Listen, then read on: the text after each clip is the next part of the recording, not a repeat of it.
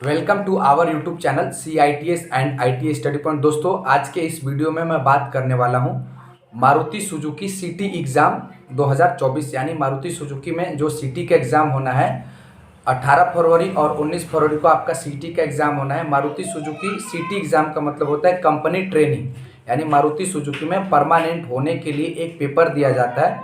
वो पेपर 18 फरवरी और 19 फरवरी को होना है। उसके रिगार्डिंग में आज के इस वीडियो में बात करूंगा किस तरीके के क्वेश्चन पूछे जाते हैं, क्या सिलेबस रहता है, मारुति सुजुकी के क्या क्या फ़ायदे वगैरह होते हैं यदि आप उसमें सेलेक्ट हो जाते हैं तो कौन कौन सी गाड़ी बनाती है। बहुत सारे क्वेश्चन वगैरह पूछ लिए जाते हैं। आपके एग्जाम में क्या पूछेंगे ये कोई किसी को मालूम नहीं रहता है, तो क्या पैटर्न वगैरह रहेंगे उससे रिलेटेड मैं बात करूंगा। अभी इसका शेयर कितना है, इन सब चीज़ों के बारे में आज के इस वीडियो में बात करूंगा। तो सबसे पहले बात आती है कि मारुति सुजुकी कंपनी के बारे में नॉलेज आपको होना चाहिए। तो मुझे उम्मीद है कि जो लोग भी सिटी का एग्ज़ाम देंगे, जो भी कंपनी ट्रेनिंग पेपर देंगे, सिटी का पेपर देंगे 2024 में, तो उनको मारुति सुजुकी के बारे में अच्छा नॉलेज होगा, क्योंकि वो ऑलरेडी मारुति सुजुकी में काम किए रहते हैं, तभी उनको मौका दिया जाता है। बाहरी कोई नहीं रहता है, कोई भी अप्लाई करके और एग्ज़ाम नहीं दे सकता है। जो ऑलरेडी पहले मारुति सुजुकी गुड़गांव प्लांट हो या मानेसर प्लांट है, जो वहाँ पे काम किया हुआ रहता है उसको ही मौका दिया जाता है। ऑनलाइन आपका एग्ज़ाम होता है, एक सिटी के नाम से पेपर लिया जाता है, सिटी करके, यानी कंपनी ट्रेनिंग से रिलेटेड आपका एक पेपर होता है। जिन लोगों ने TW या CW टेम्प्रोरी वर्कमैन या कैजुअल वर्कमैन काम किए होंगे उन्हीं को एलिजिबल माना जाता है और उन्हीं को कॉल करके बुलाया जाता है एग्ज़ाम के लिए। तो सबसे पहले बात आती है कि एग्ज़ाम का पैटर्न क्या रहता है, सिलेबस क्या रहता है। तो इम्पॉर्टेंट चीज़ें हैं कि मारुति सुजुकी के बारे में आपको नॉलेज होना चाहिए। मारुति सुजुकी कंपनी कितने एकड़ में बनी है, कौन सा प्लांट कहाँ है, कितना एकड़ उसका है, कौन उसके हेड है, MD कौन है, ये सब चीज़ें आपको नॉलेज होना चाहिए। उसके बाद मैं बात करूँ सिलेबस की कि क्या क्या एग्ज़ाम में पूछे जाते हैं, तो सिलेबस आपको नॉलेज होना चाहिए। पेपर कितने टाइम का होगा, बहुत सारे लोगों ने कमेंट किया हुआ था, हमारे पास मैसेज आते रहते हैं कि क्या क्या मतलब आपका क्वेरी रहता है, तो उसी के रिगार्डिंग मैं वीडियो बनाता हूँ। तो इसमें आपका अबाउट ऑफ मारुति सुजुकी आपको अच्छे से समझना होगा। आपको ट्रेनिंग वगैरह में बताया गया होगा, आप जब भी उसमें काम किए होंगे तो आपको ट्रेनिंग में बहुत सारी चीज़ें सिखाई गई होंगी, बहुत सारी चीज़ें बताई गई होंगी। आप नोटबुक में नोट भी किए होंगे, तो वो सब चीज़ें रिकॉल कीजिए। यदि वो रिकॉल नहीं हो पाता है तो आप बहुत सारे वीडियोज़ पड़े हुए हैं, आप गूगल में जाइए या यूट्यूब में जाइए, तो बहुत सारे वीडियोज़ हैं, ऑलरेडी हमने भी वीडियोज़ बनाए हुए हैं, तो आप वो उस वीडियो को भी देख करके नॉलेज ले सकते हैं। तो आपको all about information in Maruti Suzuki होना चाहिए, पूरा मारुति सुजुकी कंपनी के बारे में नॉलेज होना चाहिए।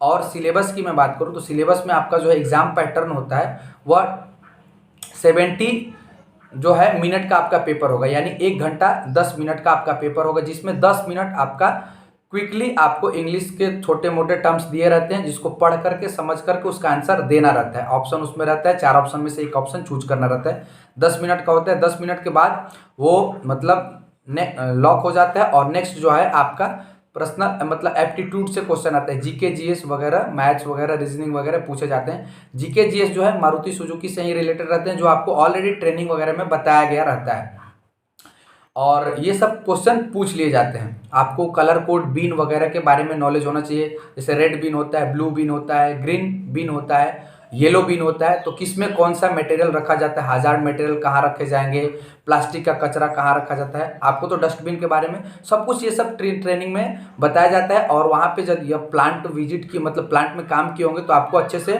जितने भी बोर्ड होते हैं, जितने भी लिखा हुआ बोर्ड वगैरह रहता है, सब कुछ आपको याद होना चाहिए। पोका योका क्या है, ये सब चीज़ें आपको पोका योका एंडम पे सब कुछ लिखा रहता है। उसके बाद KYT ट्रेनिंग में आपको समझाया गया होगा मारू ए डिफेक्ट क्या है, 3M 3G ये सब क्या है, ये सब चीज़ें पूछा जाता है। 5S ऑलरेडी हमने वीडियोस बनाए हुए, जो चीज़ें अभी हम मैं बोल रहा हूँ इससे रिलेटेड मैंने सेपरेट वीडियो बनाया हुआ है। चैनल में आप विजिट करेंगे तो आपको बहुत सारे वीडियोस मिलेंगे मारुति सुजुकी से रिलेटेड। उसके बाद मैं बात करूं तो देखिए कुछ चीज़ें हमने इसमें नोट करके रखा हुआ कि मारुति सुजुकी का अभी शेयर कितना है। तो शेयर जो हम बात करें तो ये जो अभी मेरे पास इंफॉर्मेशन है कि जो नवंबर में मारुति सुजुकी का शेयर था 41.80 समथिंग था। तो अभी नवंबर की ही बात है 23 की, तो 40% 41 80%, यानी आप इसको 41 या 42 भी कह सकते हैं। तो ऑप्शन के अकॉर्डिंग आप इसका क्वेश्चन यदि आता है तो आप आंसर लगा सकते हैं। फिर कार की जो मारुति सुजुकी में क्या प्रोडक्ट होता है, तो मारुति सुजुकी नाम से लग रहा है कि मारुति सुजुकी, बहुत सारे लोग को तो पता होता है कि मारुति, लेकिन मारुति सुजुकी कार बनाती है। और मार्केट में कार किस तरीके की होती है, यानी मार्केट में प्रोडक्ट जो आता है मारुति सुजुकी के दो टाइप के आते हैं, एक नेक्सा और दूसरा जो होता है अरीना। नेक्सा में बहुत सारे मॉडल होते हैं और अरीना में भी बहुत सारे मॉडल होते हैं। तो नेक्सा के मॉडल की मैं बात करूं तो नेक्सा में आप अच्छे से समझ लीजिएगा, क्वेश्चन ऐसे भी पूछता है कि अरीना मॉडल में कौन सी गाड़ी है, 4 ऑप्शन दिया रहेगा जिसमें से एक सही होगा। नेक्सा मॉडल की कौन सी गाड़ी है, 4 ऑप्शन दिया रहेगा जिसमें से एक आंसर सही होगा। तो नेक्सा मॉडल की मैं बात करूं तो नेक्सा में देखिए सियाज है और इन्विक्टो है, इग्निस है, फ्रोनेक्स है, बलेनो है, ग्रैंड विटारा, LX6, जेमिनी, ये सब नेक्सा के मॉडल हैं।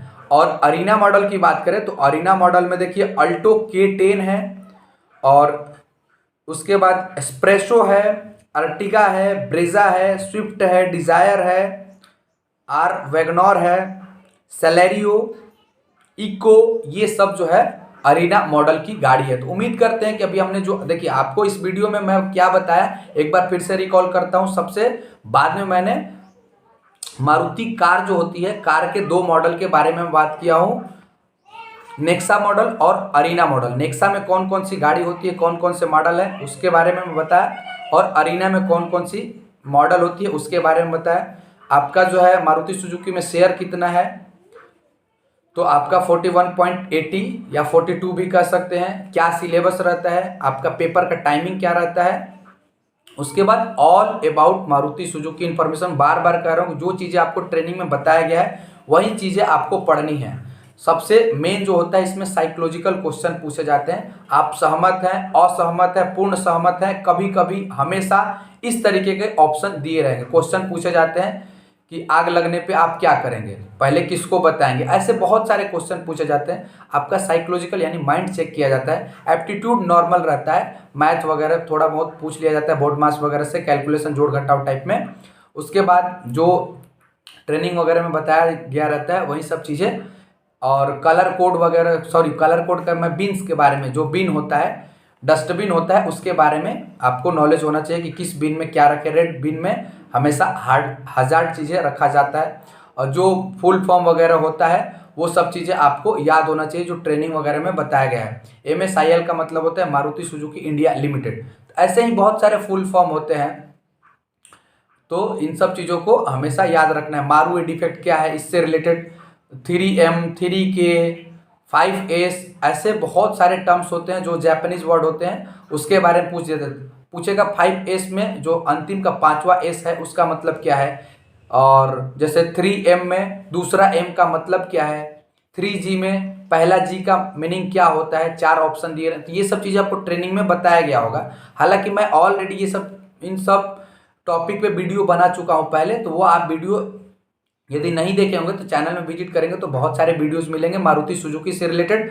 ऐसे ही मैं आगे भी वीडियो लाने की कोशिश करूंगा, लेकिन फिलहाल अभी इस वीडियो में इतना ही। मिलते हैं नेक्स्ट वीडियो में, तब तक के लिए धन्यवाद। आपका दिन शुभ हो। चैनल पर नया है तो सब्सक्राइब करके बेल आइकन प्रेस कर लेंगे ताकि ऐसे ही इंफॉर्मेटिव वीडियो आप आसानी से पा सकें। Thank you.